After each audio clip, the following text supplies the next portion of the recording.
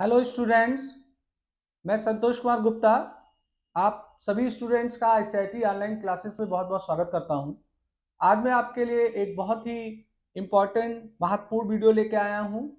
जनवरी 2023 में O level का हमारा एग्ज़ाम होने वाला है। तो ओ लेवल का जो एग्ज़ाम होता है इसके अंतर्गत 4 पेपर होते हैं। इनमें जो पहला पेपर होता है information technology tools and network basics, तो उसका जो थ्योरी का एग्ज़ाम होने वाला है जनवरी 14 को, उसी के लिए मैंने ये वीडियो बनाया है जिससे मैं आपके एग्ज़ाम के संबंधित आपको महत्वपूर्ण क्वेश्चन दे सकूं, जिससे आपकी एग्ज़ाम की तैयारी अच्छे ढंग से हो सके। तो चूंकि जो ओ लेवल का पहला पेपर है M1.R5, इसके सिलेबस बहुत ज़्यादा हैं। तो फिलहाल मैं आपको पहला वीडियो दे रहा हूँ, पार्ट 1 दे रहा हूँ, जिसमें पहले पेपर के कुछ सब्जेक्ट्स हैं, उन्हीं का ही प्रिपरेशंस करने के लिए आपको कुछ महत्वपूर्ण वीडियो में क्वेश्चंस देने वाला हूं। अगर आप इनको तैयार करते हैं तो निश्चित रूप से आप ओ लेवल के पहले पेपर को आसानी से क्रैक करते हैं, अच्छे नंबर से पास करते हैं। तो चलिए बिना देर किए हुए हम लोग अपने वीडियो को स्टार्ट करते हैं। तो अपने सब्जेक्ट को स्टार्ट करने से पहले थोड़ा मैं बात कर लूं कि ओ लेवल का एग्जाम कैसे होता है, कितने नंबर का होता है, क्वेश्चंस किस तरीके से आते हैं। तो जैसे आपको पता है कि हमारा ओ लेवल का जो एग्जाम है वो अब एक नए पैटर्न पे हो रहा है। तो उस नए पैटर्न में डिस्क्रिप्टिव को खत्म कर दिया गया है। अभी जो एग्जाम होना है वो आपका ऑब्जेक्टिव होना है, एमसीक्यू बेस्ड होना है। तो जितने भी पेपर हैं, 4 पेपर हैं, तो चारों पेपर का प्रैक्टिकल भी होना है और चारों पेपर का आपका थ्योरी भी होना है। तो प्रैक्टिकल जो होना है वो तो आपका जैसे पहले होता था प्रैक्टिकल का एग्जाम, आपका एग्जाम सेंटर बनता है, आपको कंप्यूटर पे अपने क्वेश्चंस को सॉल्व करना होता है। पर पहले जैसे 100 नंबर का कंप्लीट थ्योरी होता था, तो अभी क्या है कि आपका 40 नंबर का प्रैक्टिकल होगा और 60 नंबर की आपकी थ्योरी होगी और डिस्क्रिप्टिव टाइप के क्वेश्चंस को अब खत्म कर दिया गया है। अब जो भी आपके क्वेश्चंस आएंगे वो एमसीक्यू बेस्ड आएंगे। तो बहुत सारे स्टूडेंट्स के मन में कंफ्यूजन है कि इसका एग्जाम ऑफलाइन होगा या ऑनलाइन होगा, जैसे ट्रिपल सी का होता है।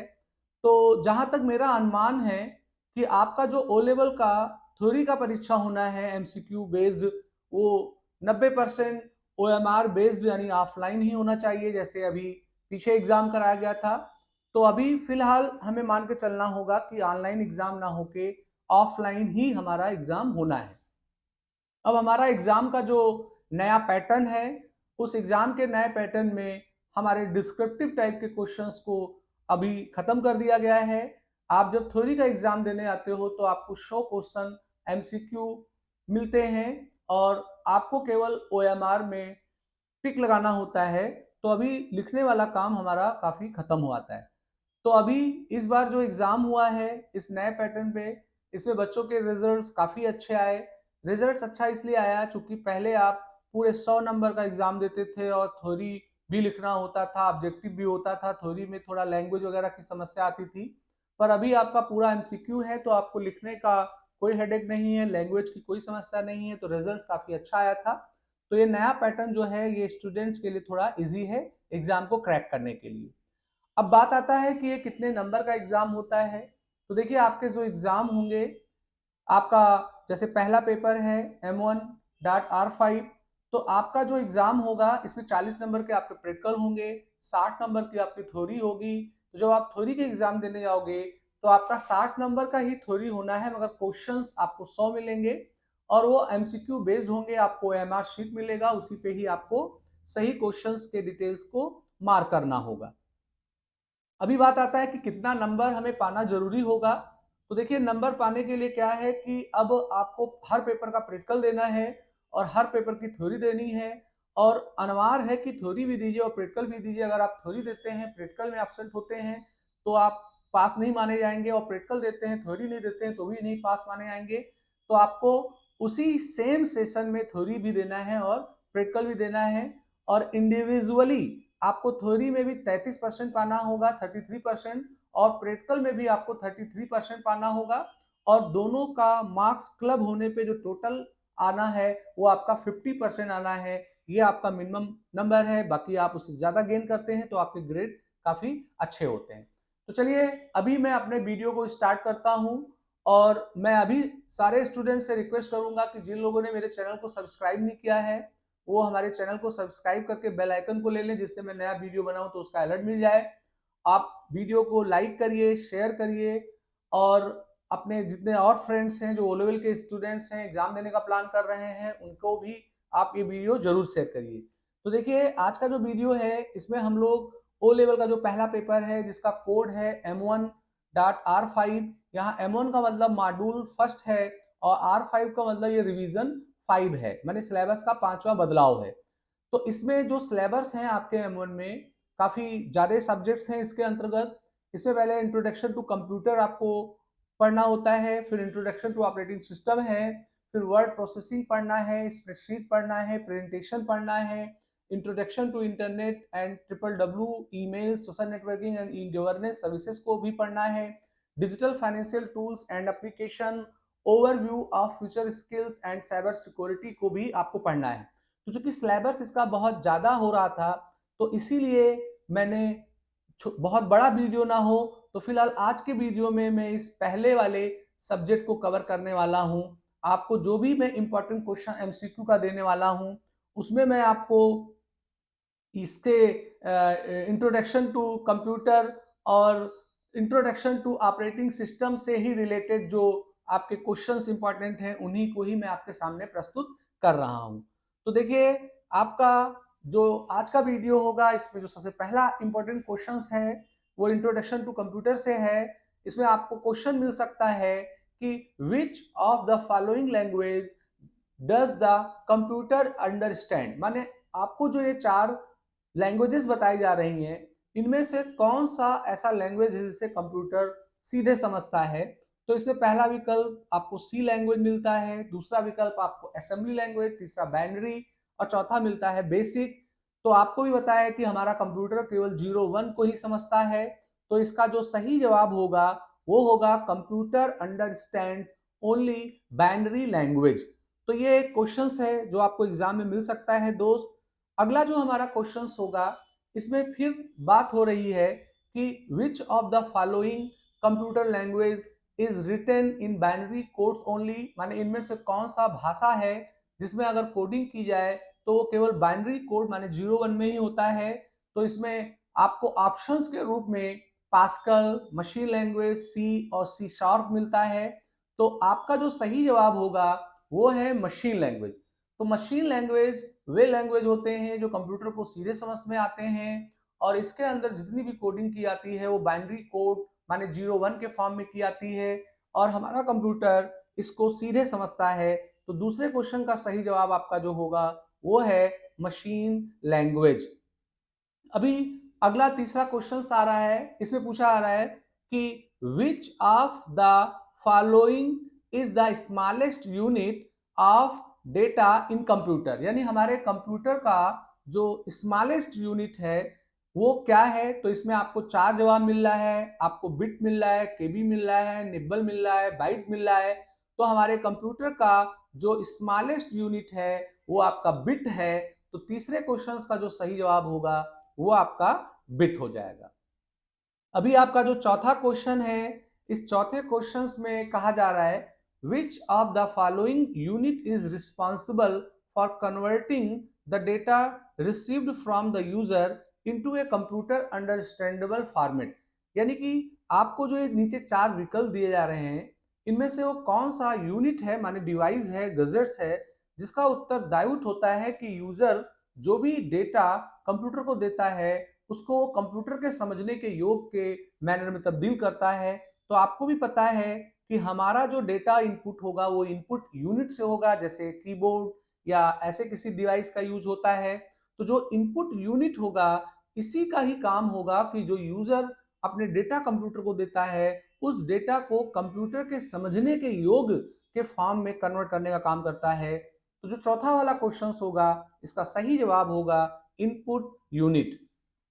अब आपको जो पांचवा क्वेश्चन स्क्रीन में मिल रहा है इसमें आपसे पूछा जा रहा है which of the following is not a type of computer code, यानी कि इनमें से जो आपको एक कोड दिए गए हैं, ये कोड हैं जो कंप्यूटर समझते हैं। तो इनमें से एक कोड ऐसा है जो कंप्यूटर नहीं समझता है, तो उसे हमें रिकॉग्नाइज करना है। तो देखिए, आपका कंप्यूटर आस्काई कोड को समझता है, बीसीडी को समझता है, ईबीसीडीआईसी को समझता है। इसमें जो पहला विकल्प है ईडीआईसी, ये कोई कोड नहीं होता है, इसे कंप्यूटर से कोई मतलब नहीं है। तो पांचवें का जो सही जवाब होगा वो हमारा ए होगा। अभी अगला क्वेश्चन आपसे पूछा जा रहा है कि which of the following is not a type of computer on the basis of operations. तो आपको भी पता है कि हमारे जो कंप्यूटर्स होते हैं वो तीन प्रकार के होते हैं अपने ऑपरेशन के आधार पे।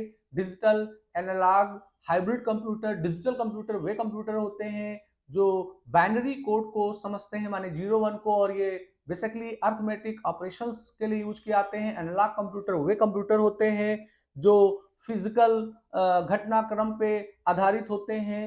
तो हाइब्रिड कंप्यूटर डिजिटल और एनालॉग दोनों का समावेश होता है। तो इसमें जो सही जवाब होगा वो होगा रिमोट। रिमोट कोई भी टाइप हमारे कंप्यूटर का नहीं होता है। तो छठवें का सही जवाब होगा डी। अगला क्वेश्चन आपको मिल जाता है कि which of the following computers are lower than main frame computers in term of speed and storage capacity. माने नीचे जो आपको चार प्रकार के कंप्यूटर के नाम दिए गए हैं, इनमें से कौन सा ऐसा कंप्यूटर होगा जो मेन फ्रेम कंप्यूटर्स के तुलना में धीरे काम करता है और उसके स्टोरेज कैपेसिटी भी कम होते हैं। तो देखिए, आपको भी पता है कि कंप्यूटर जो होते हैं इनमें एक मिनी कंप्यूटर होता है, एक मेन फ्रेम होता है और एक सुपर कंप्यूटर होता है। तो जो मिनी कंप्यूटर होता है वो मेन फ्रेम से नीचे आता है, माने comparison to main frame computer mini computer की स्टोरिंग कैपेसिटी और स्पीड कम होती है। मिनी के बाद मेन फ्रेम आता है और सुपर आता है। तो आपके सातवें का जो सही जवाब होगा वो होगा मिनी कंप्यूटर।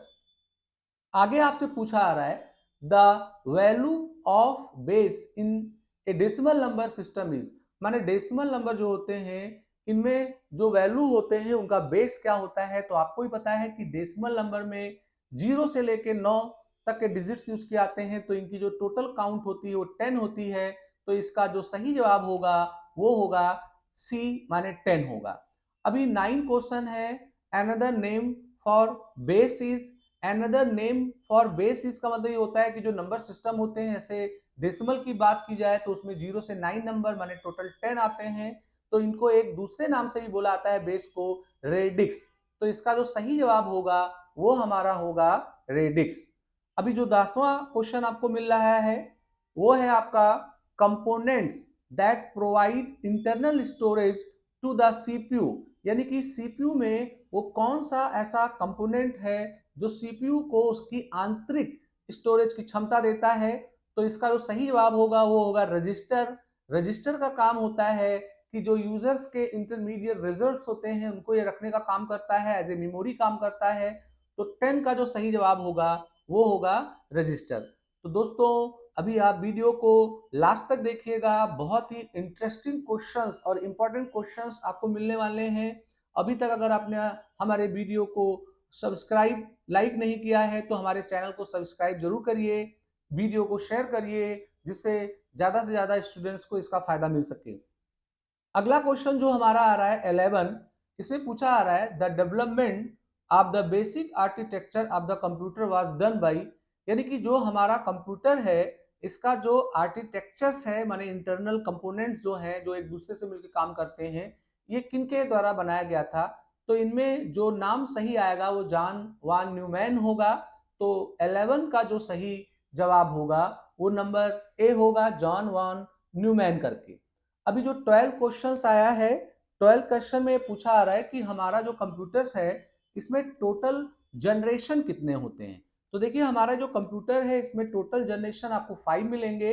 इसमें जो पहला जनरेशन था वो वैक्यूम ट्यूब के ऊपर आधारित था। दूसरा जनरेशन जो था वो ट्रांजिस्टर के ऊपर आधारित था। तीसरा जनरेशन जो था वो आईसी के ऊपर आधारित था। चौथा जनरेशन जो था वो वेरी लार्ज स्केल, या आप कह सकते हो कि अल्ट्रा लार्ज स्केल के ऊपर आधारित था। और हमारा जो पांचवा जनरेशन जो है वो आर्टिफिशियल इंटेलिजेंस के ऊपर है। तो अभी आपको जो टोटल कंप्यूटर में जनरेशंस मिलते हैं वो आपको टोटल 5 मिलते हैं, माने 5 मिलते हैं। अभी आपको 13 में पूछा जा रहा है कि which of the following is not a software package for an application. तो देखिए, आपको भी पता है कि हमारे जो कंप्यूटर के सॉफ्टवेयर होते हैं ये दो प्रकार के होते हैं। एक सिस्टम सॉफ्टवेयर होता है और एक एप्लीकेशन सॉफ्टवेयर होता है।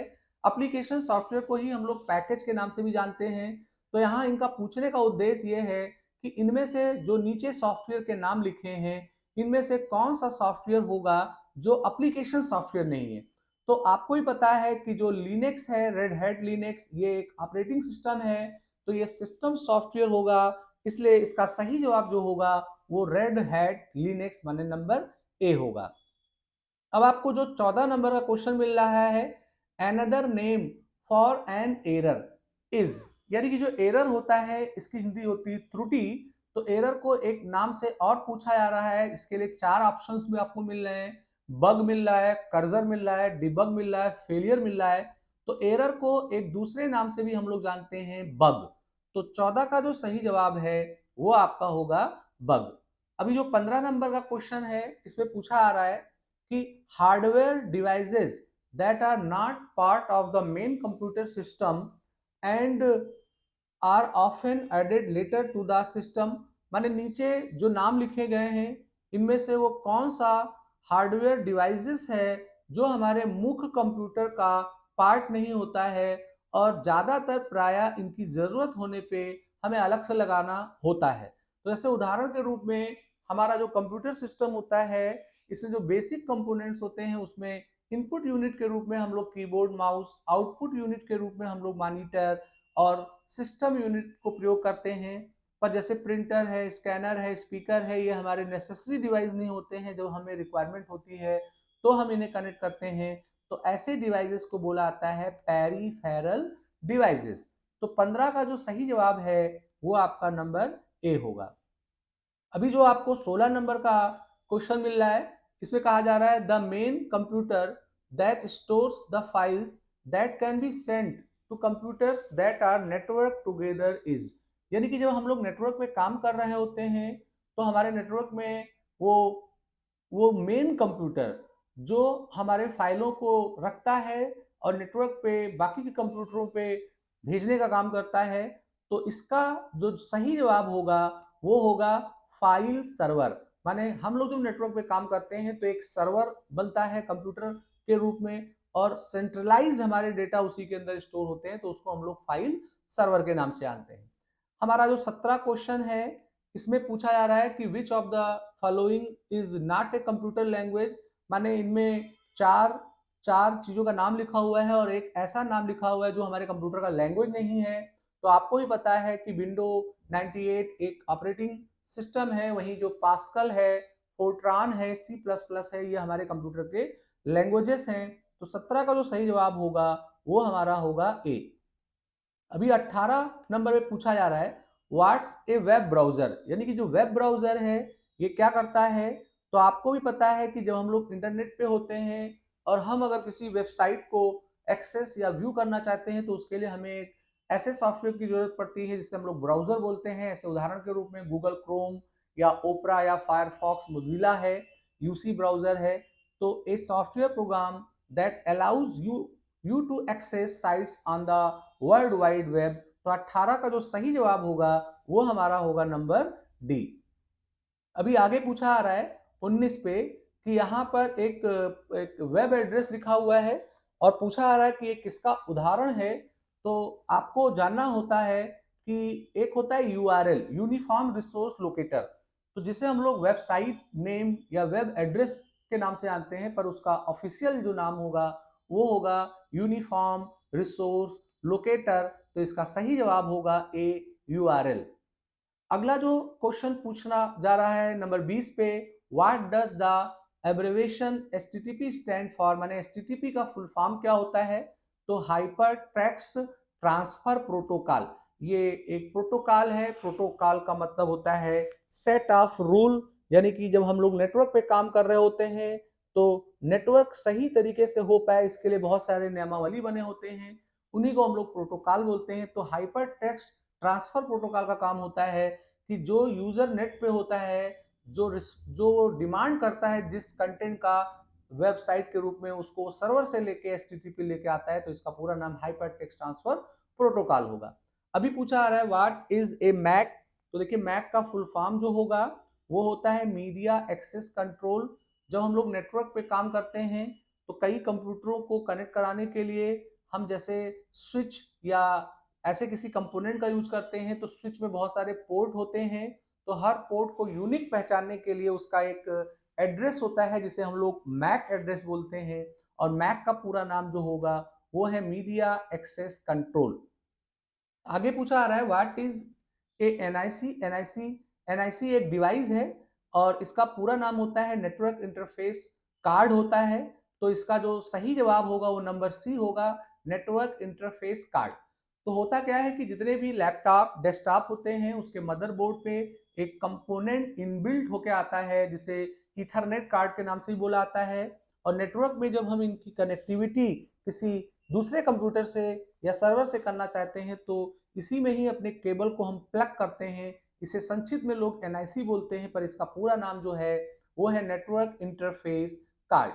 अभी 23 नंबर पे जो क्वेश्चन आ रहा है, which of the following computer language is use for artificial intelligence, यानी अगर आप आर्टिफिशियल इंटेलिजेंस के लिए कंप्यूटर में प्रोग्रामिंग करना चाहते हैं तो उसके लिए किस भाषा का प्रयोग किया जाता है।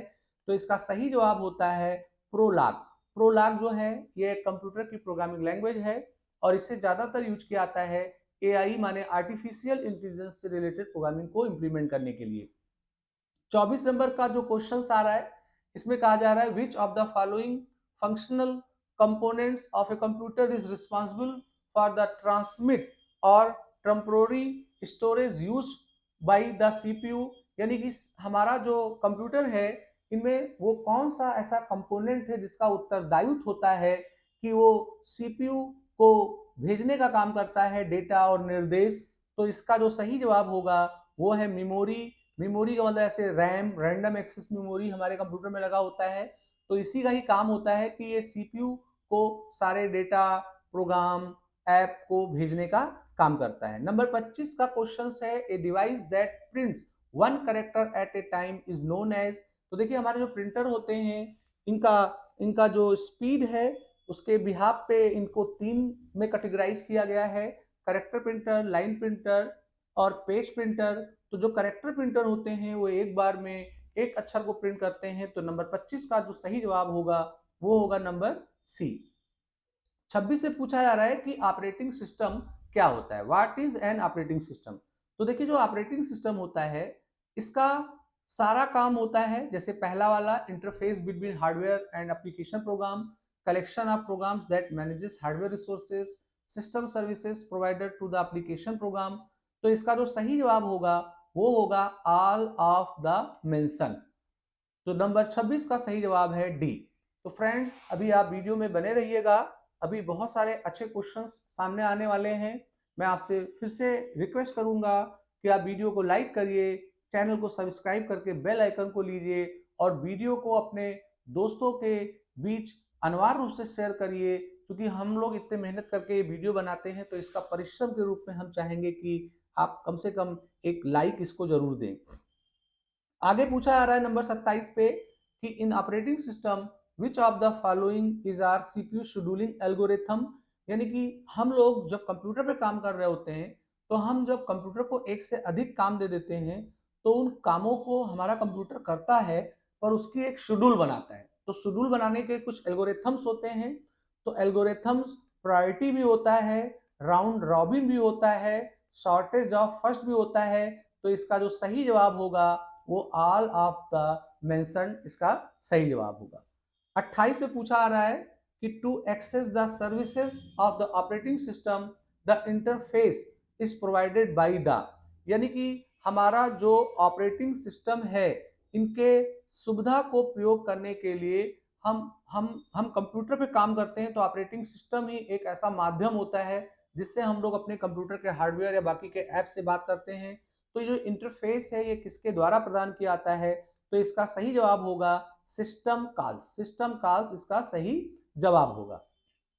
अभी पूछा आ रहा है कि on systems where there are multiple operating system the decision to load a particular one is done by. देखिए आप अपने कंप्यूटर में एक से अधिक ऑपरेटिंग सिस्टम को रख सकते हैं, जैसे आपने विंडोज भी रख रखा है, उबंटू भी रख रखा है, आप विंडोज के अलग अलग वर्जन को भी रख सकते हो, विंडो 8 भी रख सकते हो, 10 भी रख सकते हो। तो जब आप एक से अधिक ऑपरेटिंग सिस्टम अपने लैपटॉप या डेस्कटॉप पे रख लेते हैं, तो जब आपका कंप्यूटर ऑन होता है तो कंप्यूटर आपसे पूछता है कि भाई हम किस ऑपरेटिंग सिस्टम से अपने आप को बूट करें।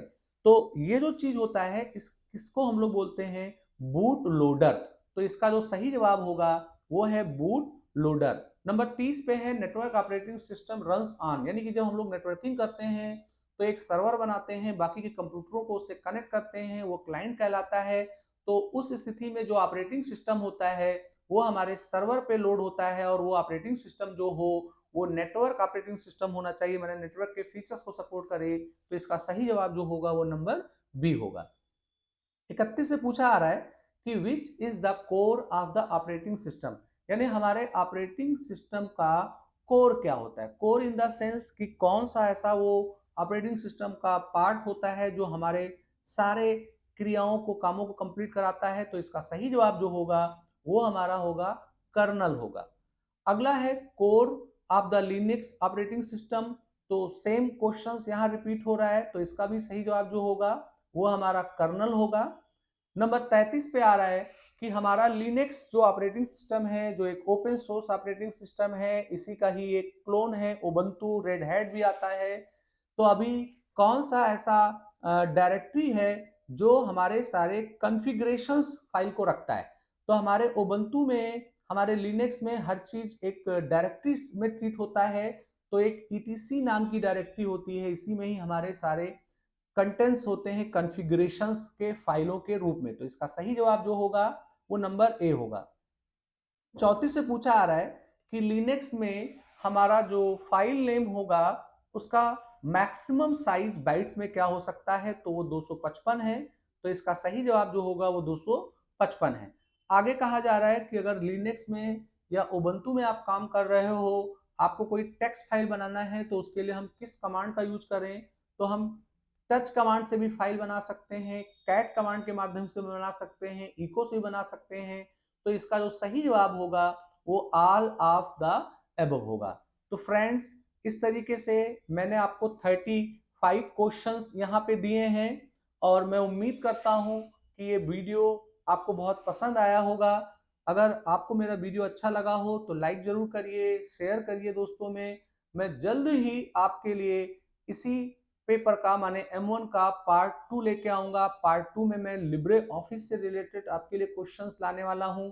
और मान के चलिए स्टूडेंट्स कि जो आपका M1 का पेपर होने वाला है 100 नंबर का थ्योरी MCQ वाला OMR पे, उसमें कम से कम 25 से 30 नंबर के क्वेश्चंस लिब्रे ऑफिस के आते हैं। तो जो अगला वीडियो आपको मिलेगा बहुत जल्द ही मिलेगा, वो आपका लिब्रे ऑफिस का होगा। इसी के साथ मैं अपने वीडियो को यहीं समाप्त करता हूं। आपका दिन